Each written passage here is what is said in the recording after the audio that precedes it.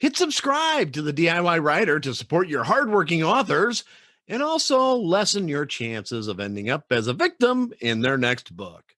The world's largest UFO conference, Contact in the Desert, announces the launch of their 8th annual and very first virtual event. This event is focusing on UFOs and the year of science, also consciousness and the future. This will be held June 24th to 28th, 2021. Contact in the Desert is renowned for its top lineup of experts in the fields of ufology, forbidden archaeology, government disclosure, alien phenomenon, crop circles, and much more.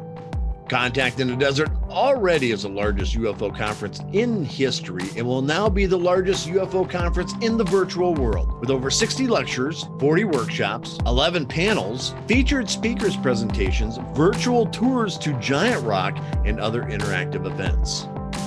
Go to contactinthedesert.com for more information and get your tickets now. This is Jeff Bacon with the DIY Writer Podcast, and believe it or not, kids, we have V.S. Holmes back with us. How you doing?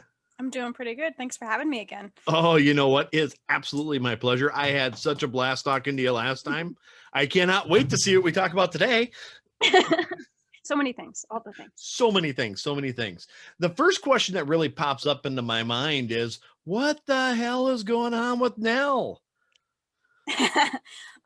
Well, you'll be happy to hear that I just wrote a scene so gross that I grossed myself out. But that's spoilers, so I guess I shouldn't really share that. But yeah, no, I'm hard at work on book 5, writing book 5, and launching book 4, which is right over here. Yeah. Which is like it's strange because now it's like I'm focusing on one book, but then my brain's totally absorbed with the other one. But she's returning to space in book 5, so that's been fun. Much to her horror. Literally spit out my drink last night when I was reading your book blurb, just because it just, I mean, we all know who Nell is, and we all love her for who she is, but the only thing standing between Earth and devastation is Nell, an archaeologist, an asshole, and a functioning alcoholic with anger issues. And it's like, nailed it. That's why we love her. Yeah. I always get a kick out of people who complain about her, and it's like, okay, how perfect are you though? Because she sounds great. I don't know. She's working on it. All right. I kind of want to hang with her after that. It's like, you'd fit right in over here. I don't know. Yeah. She definitely was a conglomerate of me and maybe not my best times and several of my more colorful coworkers. Yes, I'm just reading through and I read that up. Oh my God, perfect. Anyway. So what can you tell us about this book? About Heretics? Yeah. It's coming out soon, by the way, May 8th. I know. I'm terrified. Why? I'm so well, I mean, it's launches are always, exciting and scary at the same time. And especially like we were saying with imperfect characters, it's always interesting to see how she will be received. But at least this time around, she kind of has like more things to be legitimately angry about. So it's a little bit more functional anger as well. Oh. So no, she's returning to Earth in book 4, and under a little bit of some dire circumstances, and she's really focused on trying to find her mom, who she hasn't really been able to be in contact with, with space and light years and all that. Sure. And yeah, she returns to Earth to find out that there were some things that happened while she was gone. The pandemic does get a brief mention, all right, but we don't dwell. We don't dwell on that. Yeah, we don't dwell on that.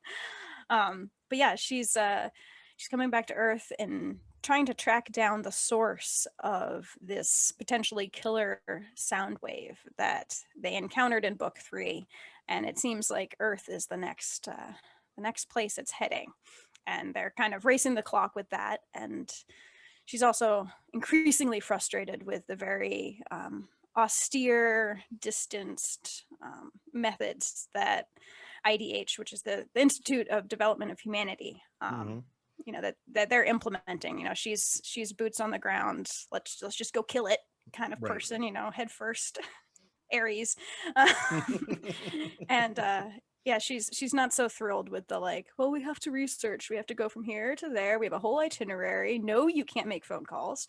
Not a fan of that. So. Not a fan. All right. There's some headbutting.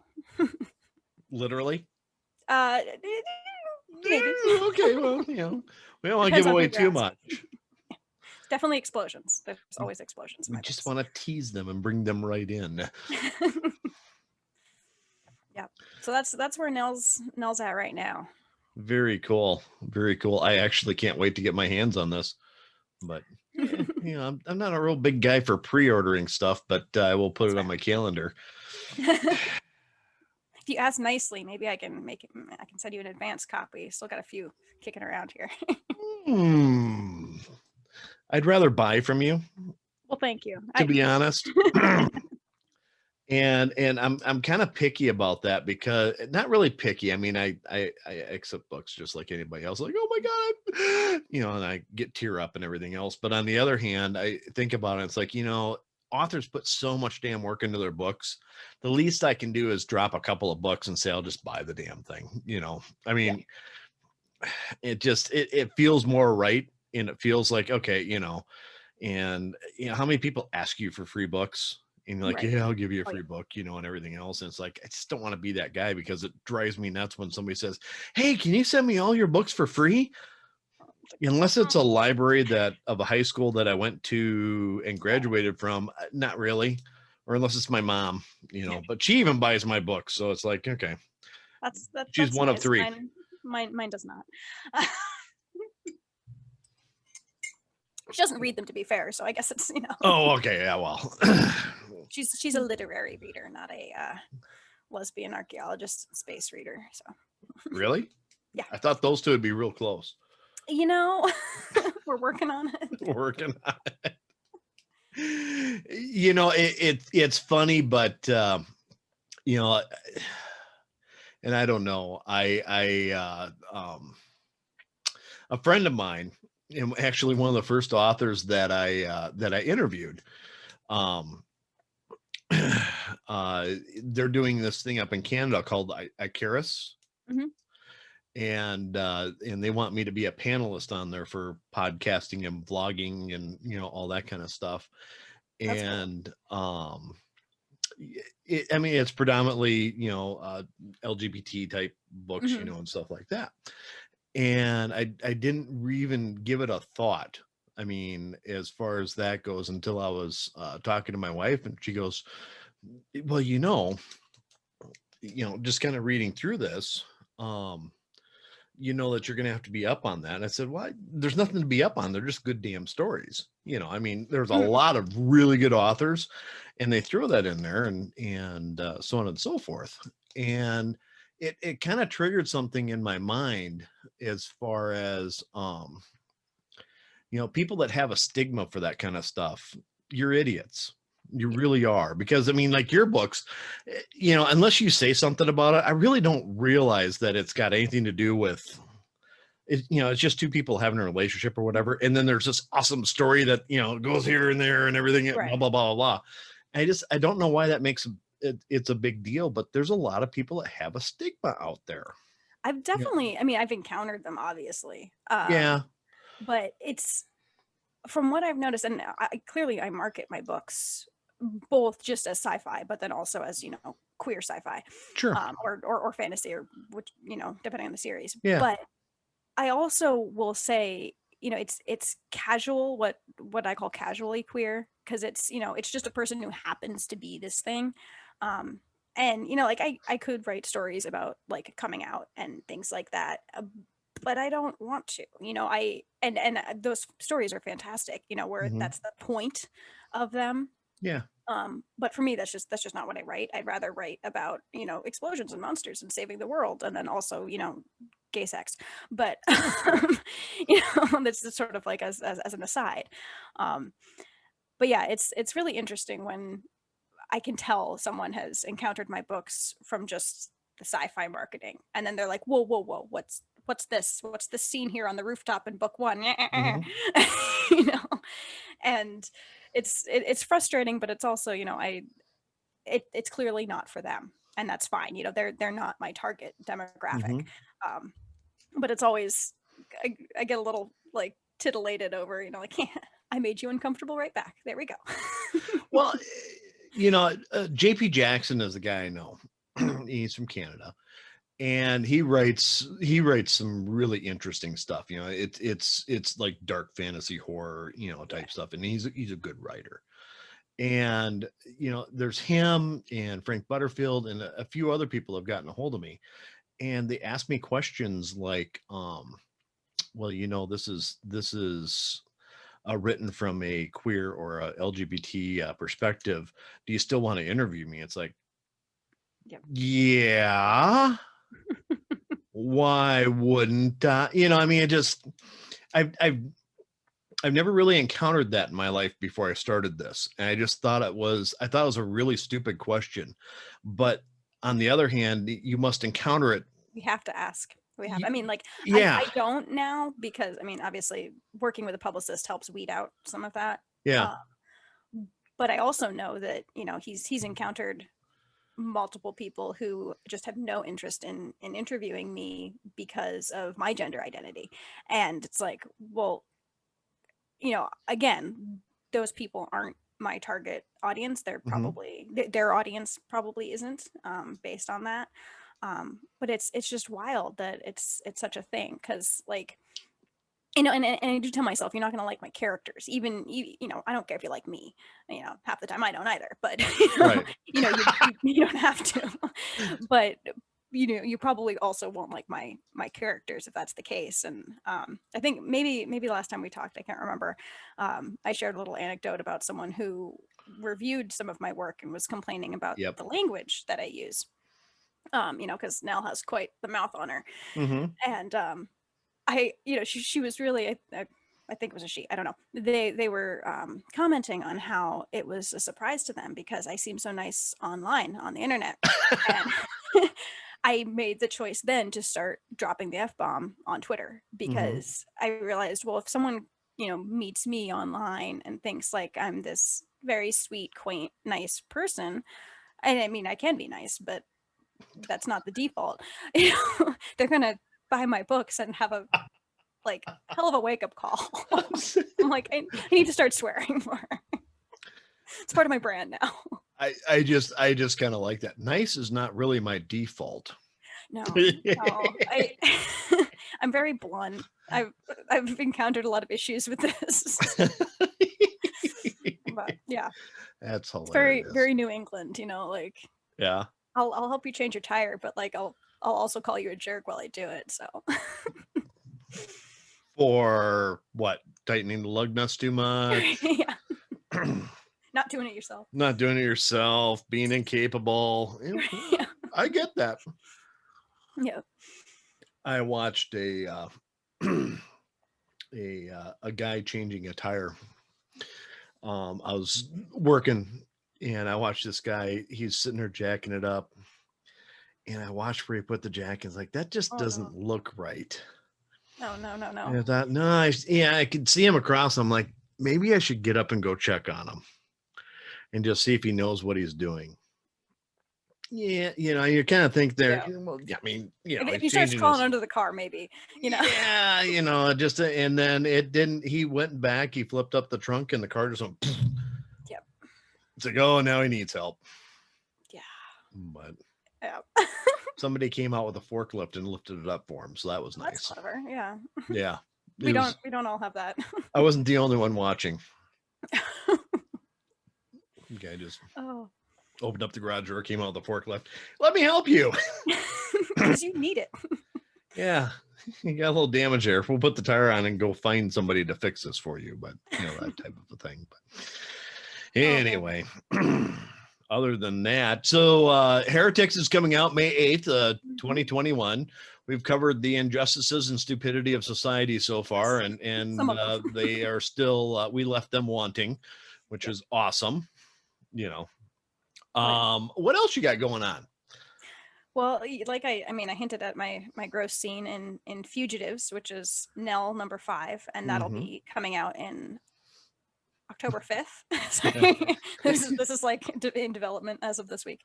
It'll be I coming out so October want to 5th. read that. I'm really excited about it because I really like characters who ultimately sort of end up becoming friends, but like cannot stand each other. Mm-hmm.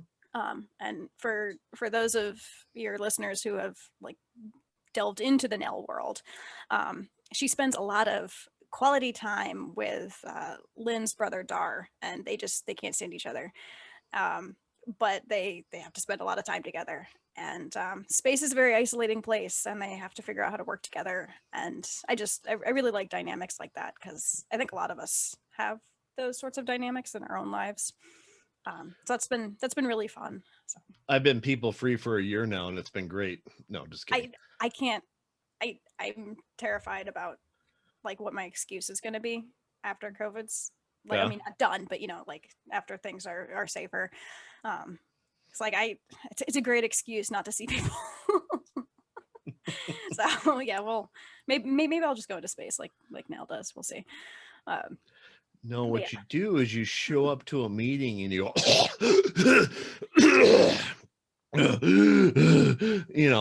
and just start making weird yeah, sounds. You'll get uninvited real quick. that's true. That's true. Yeah. I think you got 2 years to work that angle, and then something else will come up that'll devastate the world. There you go. I mean, hopefully not too bad. But Yeah. yeah, so that's what's going on in Nell's world. There'll be a total of 6 books, and if we're lucky, book 6 will happen in 2022. Yeah. Assuming I write it. We're getting there on that one. 4,000 words in that one. So is that going to be kind of the end of the series then, do you think? 6 books? The end of that arc, yes. That arc, okay. And definitely probably the end of focusing on Nell. Yeah. But I have multiple standalone novels set in this world that I am gonna sort of explore different side characters. Sure. Jem, who's one of the medics, they have an arc with Andy, who is introduced in Heretics, Andromeda Gull, who is a military journalist. Okay. She's really fun, and they were actually characters who I focused on in it was Starfall was the name of the short story. I can't remember my own short story's name. Yeah, that story came out in a small magazine several years ago, and I just really liked those characters so much that I wanted to do a full length sort of reimagined thing with them. So I'm going to do that, and I also want to explore a little bit of Phil's backstory. Okay. Phil is the sentient computer who pilots Odyssey of Earth, which is the giant space station that Nell visits at one point. And he's a really fun character because he's just a head in a jar and this massive supercomputer. And I'm really excited to explore that as well. So there'll definitely be some stuff happening in the Star's Edge universe, but and I'm sure Nell might make a cameo, assuming she survives. But yeah, there'll be some fun stuff there. But I'm also I'm sort of switching gears with my fantasy as well. Okay. I'm starting a new series in the Blood of Titans world, but again, different, maybe some cameos, but for the most part, all new cast. And I'm having a lot of fun with that. There's volcanoes and raptor cavalries, and yeah, some pyromancy. I am in. Yeah, so that's been really fun too. I have no dates for that. But I do have Raptor Calvaries. Yeah, I had to get my nerd in there, like dinosaurs. Yeah. Like, it's fantasy. What's the point of writing fantasy if you can't have dinosaurs? Well, yeah. And kudos to you for picking the coolest one, a raptor. Yeah. So that'll be cool too. Very cool. Very cool. So when I've got another question for you, but so when is your fantasy, when you looking to have that booted up? Well, Well, this is a tough one. I'm right now I'm going through a sort of business model overhaul. Okay. It's because I'm an independent author, but I also, I have a lot of specialists that I work with, and editors and so forth. So sort of finagling all of that, Mm-hmm. while also switching gears a bit, has been really interesting and really exciting. But I am sort of starting part of this new business model with this fantasy series, and I'm working with a mentorship with it as well. So hopefully, maybe the first one will be at the end of 2022, Okay. but it might be 2023 as well. But yeah, I've got the covers, and they're really pretty, but I won't show you them. Really Fine, excited. tease me. That's great. Raptors. Still want to see the Raptors, but anyway. Yeah, the next few years, for sure. And Yeah. I also have a standalone gothic, self-indulgent, like death but sexy book that I'm working on, that I might take that one on traditional submission process journey with. Like, we'll see. That sounds interesting. Yeah. So on one hand, you've got Nell, who I think we can both agree that you love Nell, I love Nell. She's just kind of cool. She's got to be fun as hell to write. She gets to say the things I wish I could say sometimes. Yeah, I mean, so you've got that, and then you have this other fantasy that you're all excited about and everything else. How hard is it for you? Do you find it hard to finish up with Nell and also work on this other project at the same time? I mean, I have to write multiple projects at once. You do, okay. I don't know. My brain has to have multiple things to focus on. And I think part of it is the voices, and even a lot of aspects of my process when it comes to writing those two worlds, two genres really. They're so different that switching gears isn't maybe as difficult as it would be. If I were writing a different Nell book at the same time as, like another sci-fi story or something like that, I feel like I would struggle with that more. Okay. I haven't tried that. Maybe that's why. But it's a little, sometimes with the voices it can get a little difficult.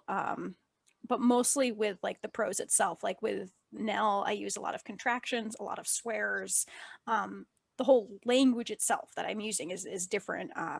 And then with my fantasy, I'm a little bit more lush. I kind of languish in the language, Okay. in a way that I don't with Nell. It's a much faster pace with the sci-fi than it is with my fantasy. Much more like atmospheric with a lot of my fantasy stuff. So it can be a little hard for me to switch gears that way.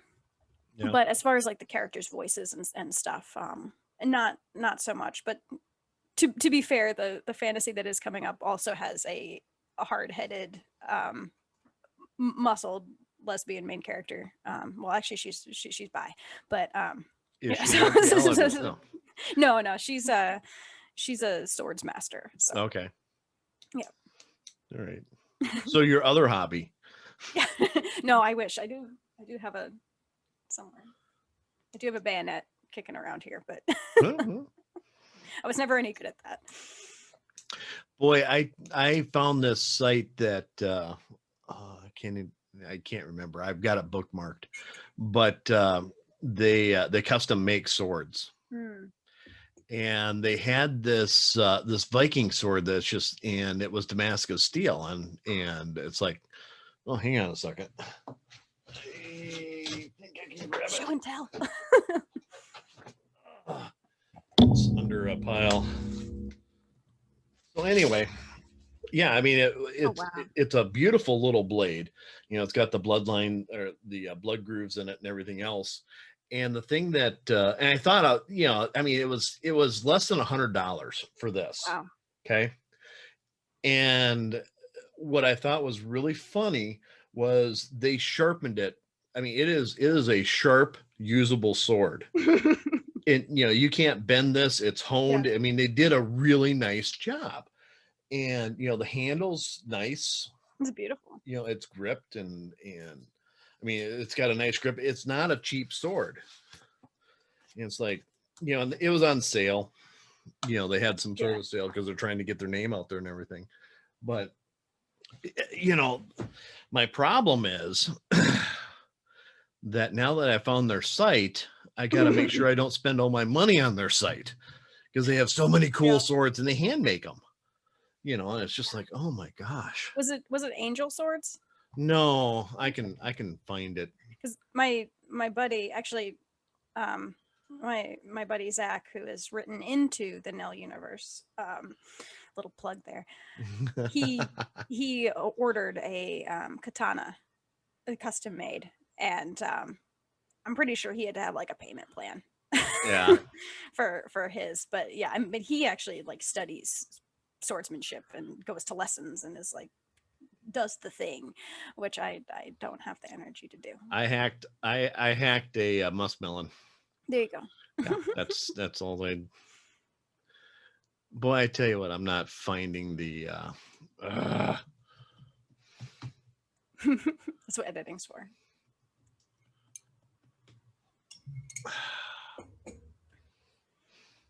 Battlingblades.com. That's where I got it. All right, there we go. I'll write that down for future reference, so I can spend all my money on it. Yeah, this was it's at $99.99 for that sword I showed you right there. Yeah. But they're all, I mean, they have varying prices, but it's like, holy cow, they're just, cheap as heck. I also got this nice little belly knife. Well, that's a good one. And again, it's sharp as hell. And they did a real nice job of putting an edge on it and everything else. And it's just like, this is so cool. They have Gurkhas and all this other stuff. Because, if you're writing about fantasy and you have any kind of swords involved, you have to have some in your room. Here we got daggers over here and some skulls, but we won't talk about that. See, I'm jealous. I don't have any skulls. Not any skulls. I have beef jerky and swords. I mean, beef jerky is pretty good. Right. But, anyway. Oh, man. But yeah, I'm definitely into the antique weapons. Like I have the World War I bayonet and a kukri that my dad brought back from when he was overseas and stuff like that. It's like those are fun, and I have a whole Pinterest board now about weapons and just fantasy weapons and things like that. So you know about bayonet training, don't you? You've read about that? Yeah. Making the green grass grow. Mm-hmm. blood. Yeah. I mean, every nerd out there's going, you mean fertilizer? No. Similar. Kind of. Yeah. Essentially. Something like that. But anyway, so what else is going on? You're returning back to work. Top secret projects, of course, so you can't talk about them. But anything cool that you uncovered or anything? Aliens, spaceships? No aliens just yet. But we were able to spend a week on Cape Cod, which is really nice. That's one of the perks. I mean, right now, pandemic, we can't go out to all the breweries that we usually get to go to or anything like that. And staying in hotels is sort of an added layer of skis these days. But we get to stay in some really neat places, and we were there during a storm, so one of our days got called off and we got to go explore Cape Cod, Sure. the safety of our car and things like that. And it's been really nice to like actually get out and go places sort of with the excuse, because that's really where a lot of the characters and the places that I write, that the inspiration comes from all of the weird people and weird places I end up being able to visit, places I would never end up in for any other reason.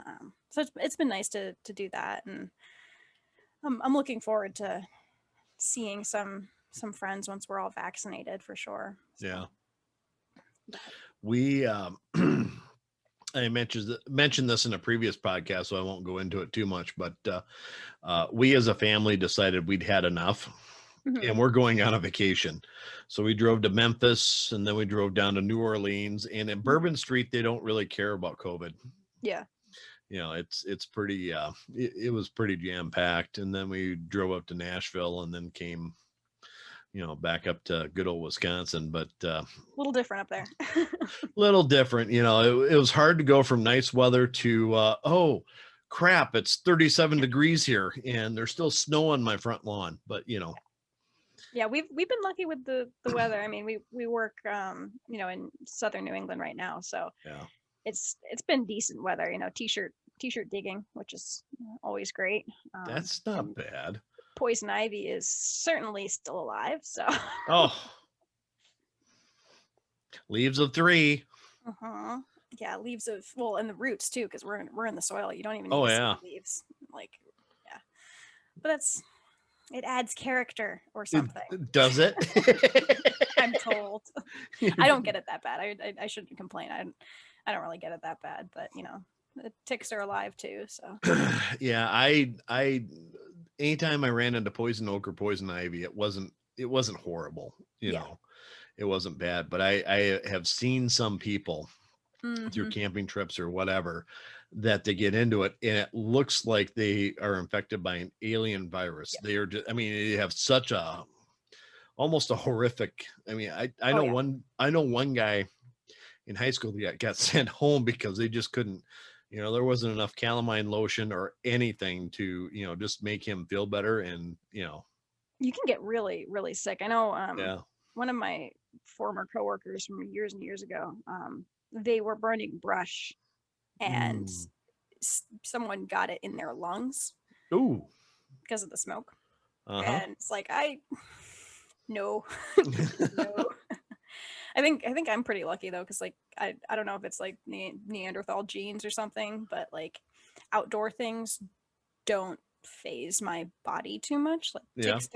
ticks don't like me. Poison ivy doesn't really do anything, so just capitalize on that one again.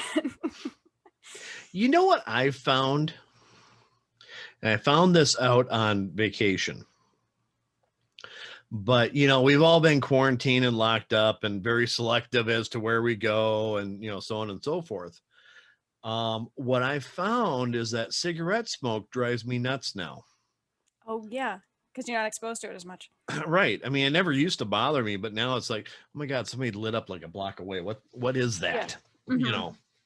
Cigar smoke, no. Pipe smoke, no, I still enjoy that. But cigarette smoke, for some reason, is now more poignant with me. Yeah. Well, see, that's one of our like defenses in the field from the bugs. There have been times where there's so many black flies and so many mosquitoes. People will be like, "Can you come smoke it right next to me? Can you Oh, like sure. just breathe it on my face?"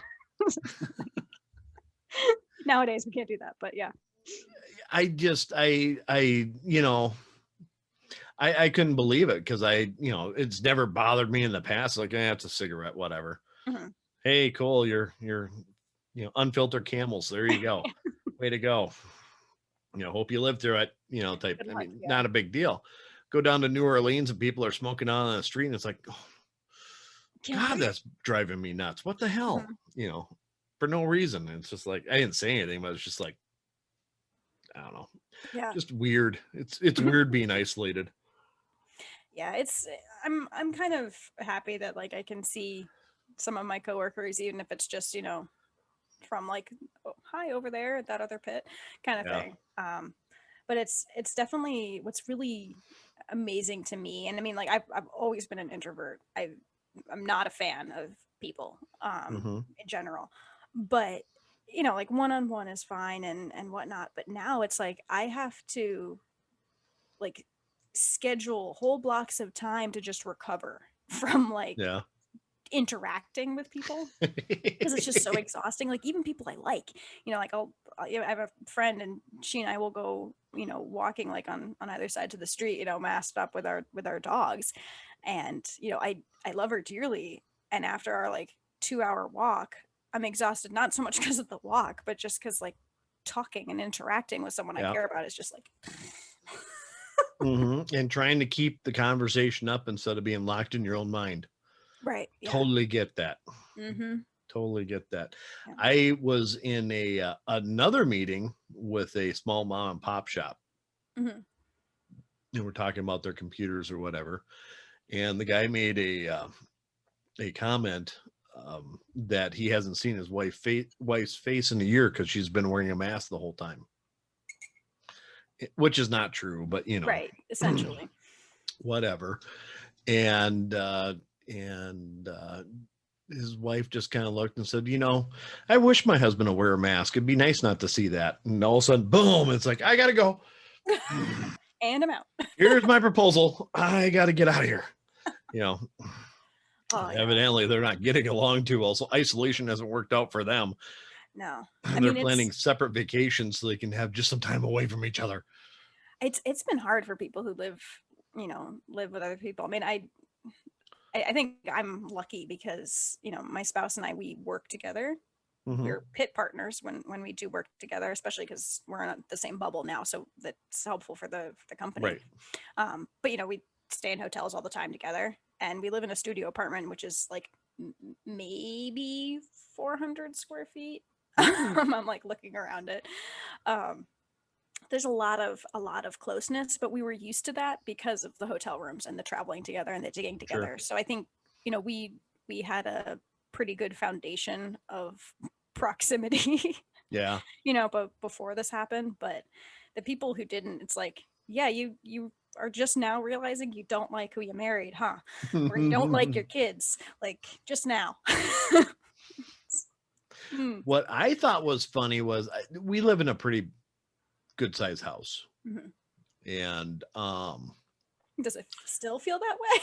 what's that? Yeah, it's we have a really nice big yard. We have I have an 1,100 square foot deck in the backyard. Oh, nice.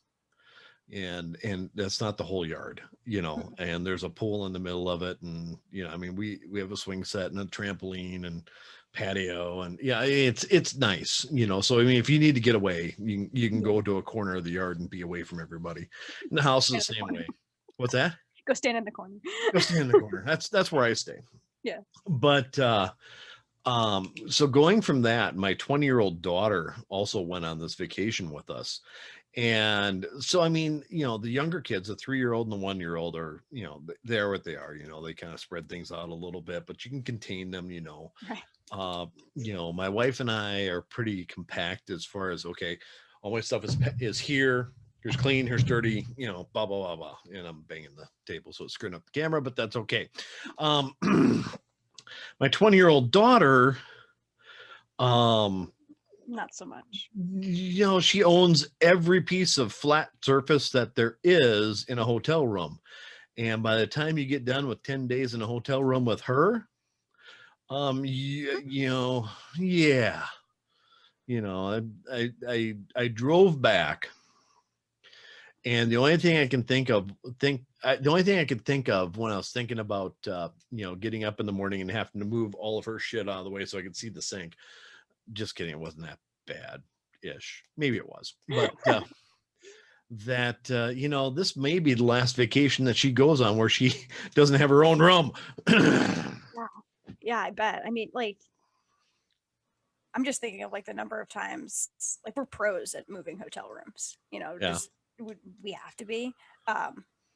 But we have started carrying more with us, because it's like you carry, like, we're on the road so much. It's like you carry a little bit of home. Like, yeah, I'm going to bring my weighted blanket and my pillow and my, like, all this stuff, and my scented candle so it doesn't smell like rank hotel room.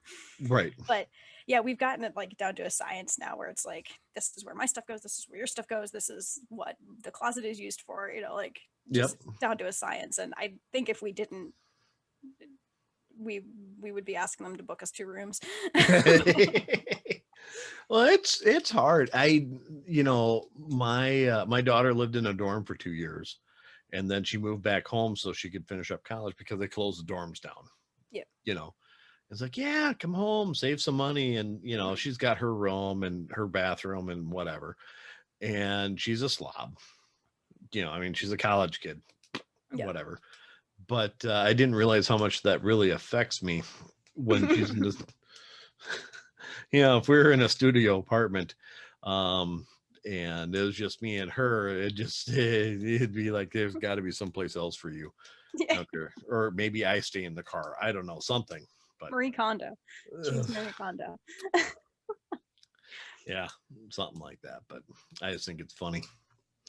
Anyway, so you're back on projects now. You're doing the archaeology type thing, and you're digging, and you got this book coming out in May, and you got all these other cool projects. Try not to lose my mind. Oh, let's talk about that. Losing your mind. It happened so long ago, I can't remember. So it's not really losing it, it's in search of. Right. Yeah. It's been weird though to go back to work like full time, and then also having book launch like all overlapping, and Mm-hmm. I used to do this like all the time. I would launch multiple books every year while working full time, and it's like, how did I do that again? The one thing that I notice is that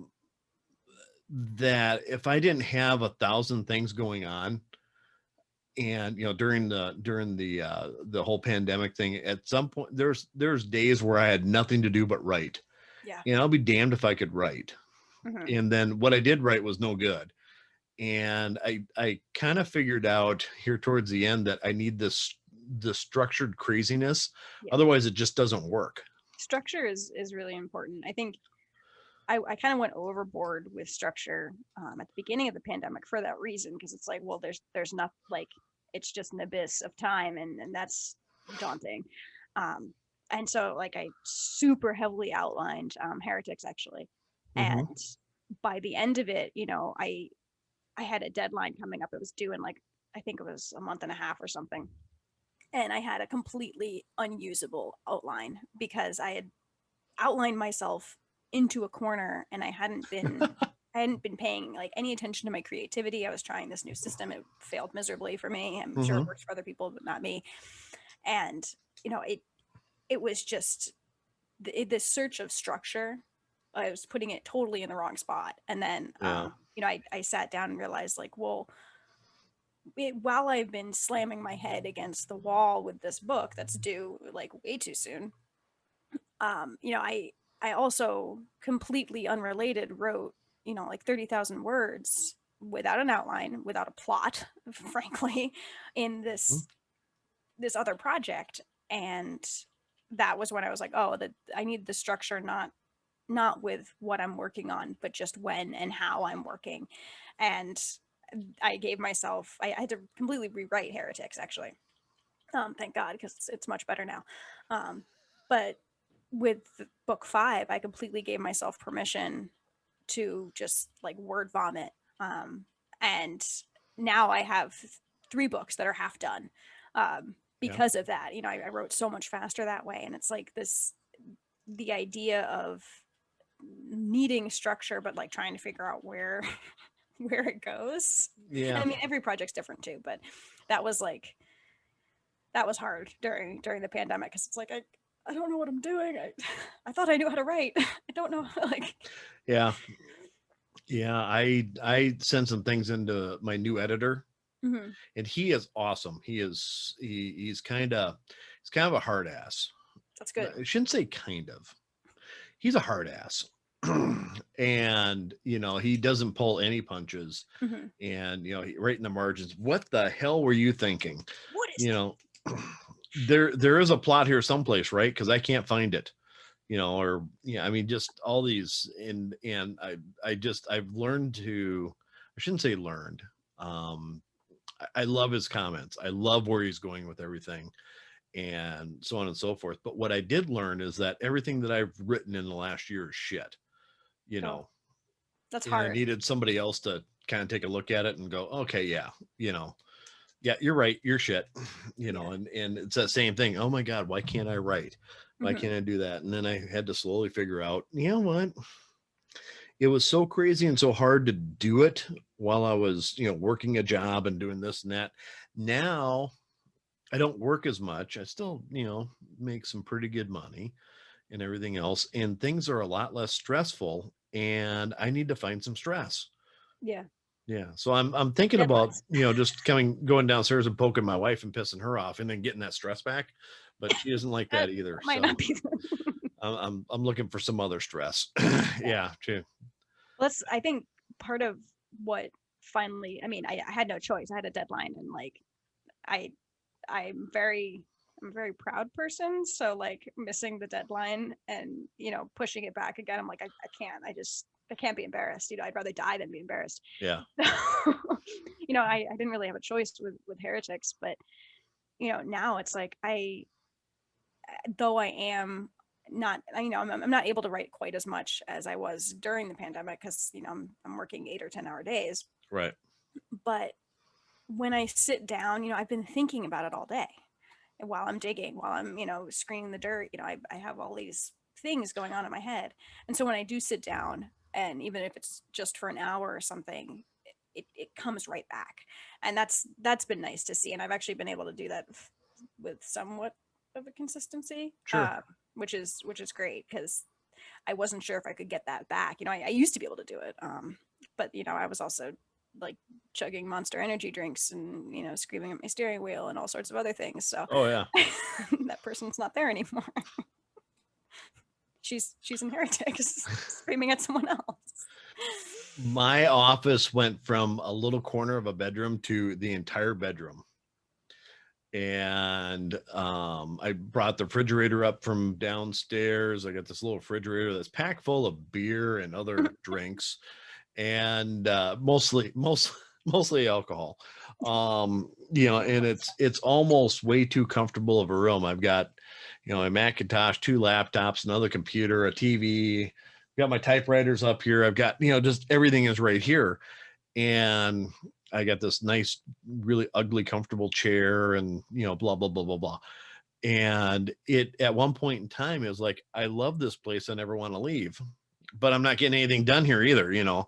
I went from a hard wooden chair and a folding table, to what it is now. And it's like, damn, it's almost too nice. All right. See, my trick is, it's a comfortable chair, but I have like maybe 2.5 feet, and I have to like squeak out of the chair and like mosey this way to even get out of my desk. And so it keeps me here because it's difficult to get up.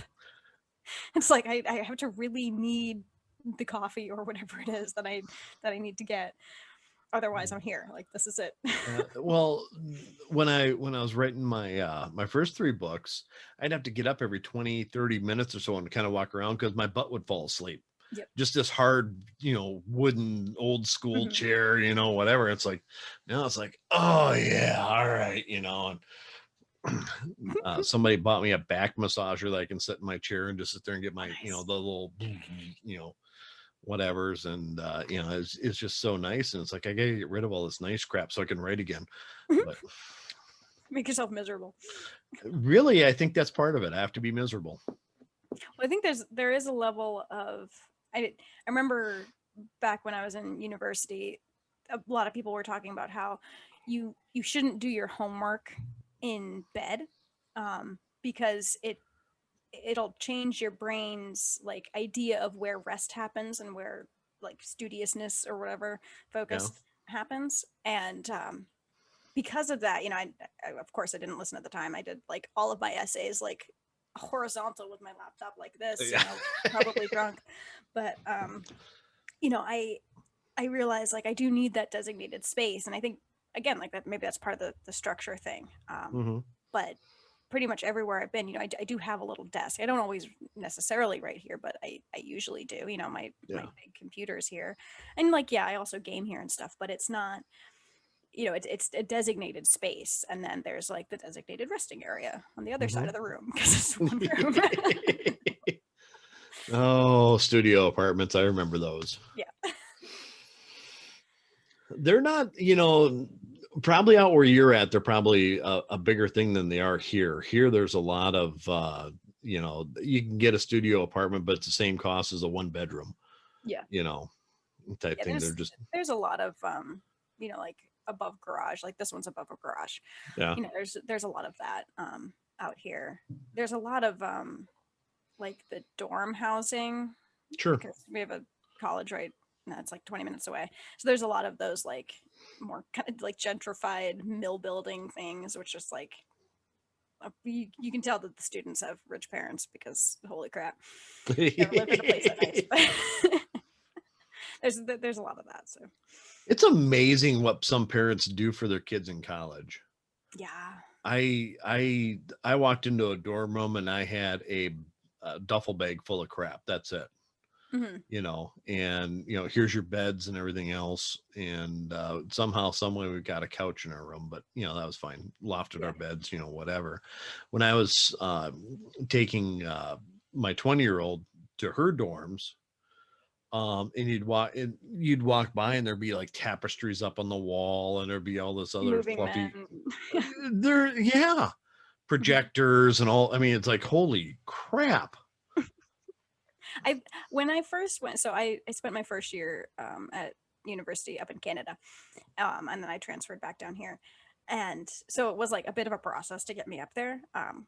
And when I came back, I remember it was just like my dad and his Prius, and like all of the shit that I had accumulated over a year. And we managed to fit like pretty much everything in there, Yeah. including my tiny little aquarium. We dropped it into a cooler. The fish survived. Of course, the border agent didn't know about them when Right. we squeaked back in. But yeah, it was like just this jam-packed Prius with all my trash from an entire year, and it's like I never want to move like that again. Yeah. Ugh. No, I get it. I was laughing because my wife and my two youngest daughters packed the biggest bag that we have. Mhm. It's like naturally, just because of the size, it's an extra charge to get it onto an airplane. So Yep. we never use it for anything other than car travel. And also a bathroom bag and this that. I have my little traveling case for 10 days. It's like, okay, Mhm. it's this by this, and I set it up there. 20-year-olds got 2 duffel bags, a backpack, another couple of string bags, and da da da da da da da. And it's like, it's as much space as their huge suitcase. Mhm. It's like, I can't believe it. We filled up one of those hotel dollies every time we moved into a new hotel. And it's just Oh like, man. if it was just me, I'd have this bag over my shoulder and I'd just walk in, Yeah. but, all the snacks and everything you have to bring when you have little kids and everything else. It's just like, Oh no oh my kidding. God, you are moving in. It's literally moving day when you check into a new hotel, Oh man. When we were going back and forth from Ohio to New England this past winter, yeah, it was quite the process because of course Yeah. it was snowing both times we were packing the truck, Well, yeah. and of course, and at the time we thought that we were moving out there, and so I brought my entire aquarium. Again, different aquarium, different fish too. I Oh, had to okay. think about that. Yeah, I'm pretty sure they're both different fish. Um, it's been a while, but yeah, it was just like this whole like process, and everyone survived, but holy crap, like I will be happy when I never have to move again. Yeah. Doesn't sound like that's going to be anytime soon. No, no, we're looking for a place closer to here, but I mean not the market for it right now, so Well, yeah, but your jobs. yeah. It's not like your job is, I'm going to go down to the office building and dig something. No. You go where the stuff is, you know. Yeah, yeah.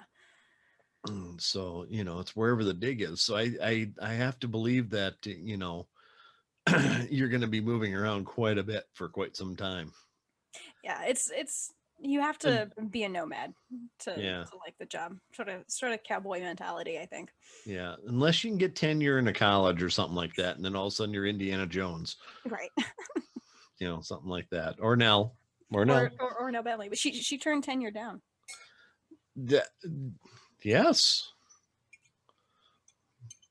in favor of a cute face and some space travel. Can't blame her. No, so really you're just stuck in this nomadic adventure that you've set up for yourself, which is not bad. It's pretty cool. Right. Yeah, no, I'm lucky in that I love my job and I Yeah. mean both my jobs. I love writing and I love digging and even the bad days are interesting. I always figure if I'm not under a bridge or living in Tent City, I'm doing pretty good. Yeah. If I still got a mailbox someplace, I'm doing all right. So anything below that, I guess, yeah, that's not a good day. No. Very cool. Well, we're running up on an hour. So you got anything else you want to say except for Nell the Badass is coming back in May? Did I can't remember last time we talked. I don't know. I don't think I knew this when we talked last. Speaking of space travel and Nell, um, an excerpt of the first book, Travelers, is actually going to be included in a time capsule that is being launched on the Peregrine Moonlander mission to the moon. So there's this whole Really? yeah this whole project called Writers on the Moon, and a fellow sci-fi author who's also worked in space travel. I'm just going to call her a rocket scientist. Because she Yeah, is. because she is. Okay. Susan K. Quinn. She developed this project to get a bunch of different authors together and create a literary time capsule.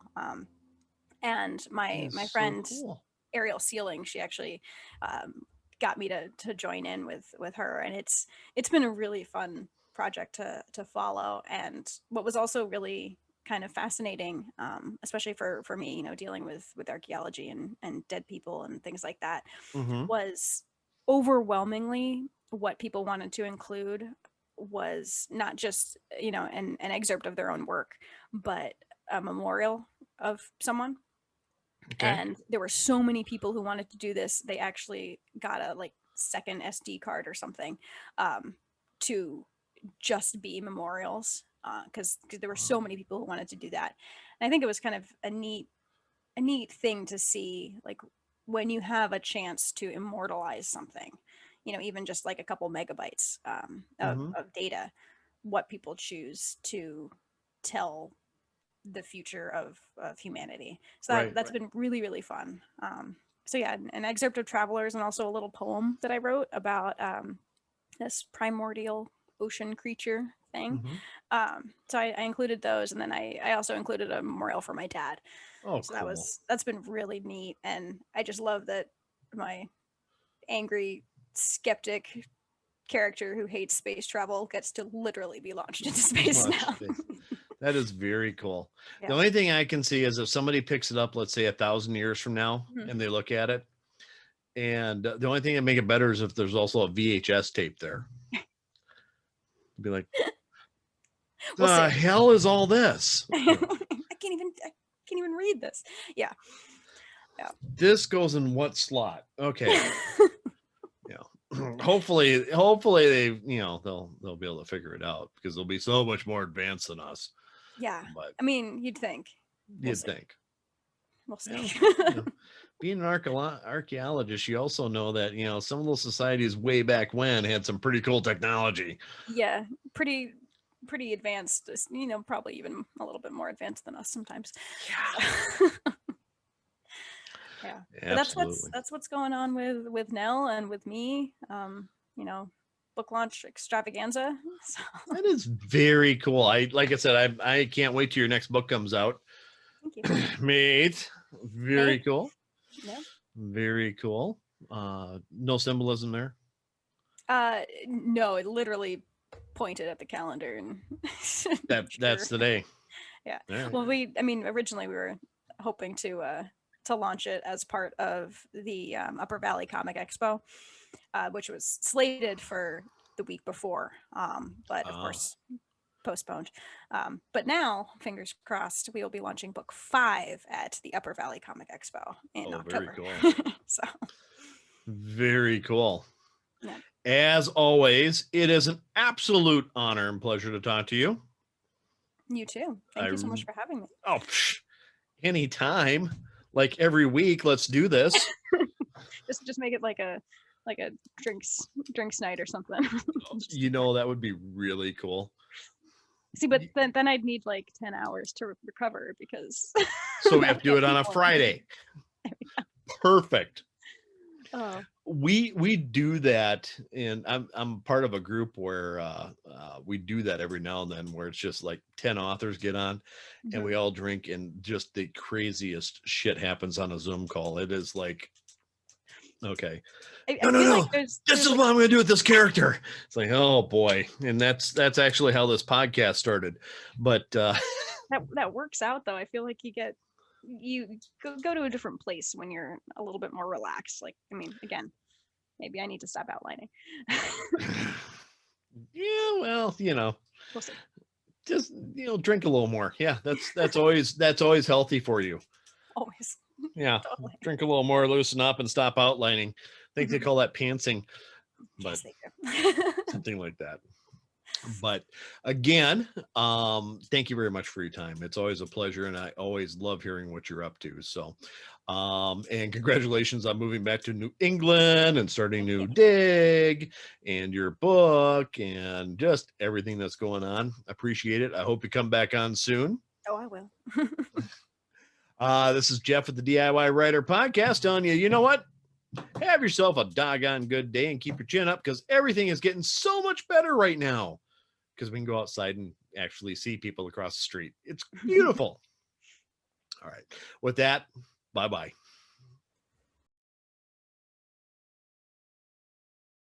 Please hit the subscribe button. I get a bonus for every subscriber, and I only need 1,506 more to become a full-time paid employee. Help me, please.